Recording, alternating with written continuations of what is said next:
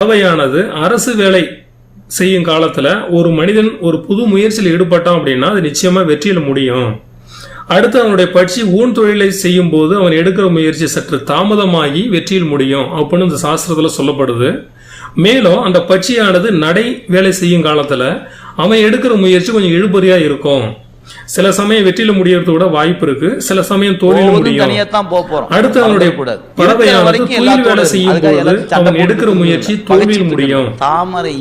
சாவு தொழில் செய்யும் போது ஒரு மனிதன் எடுக்கக்கூடிய முடிவானது நிச்சயமா தோல்வியில் முடியும் சொல்லி இந்த 5 பறவைக்கும் தொழிலை பத்தி சொல்லி இருக்கிறாங்க.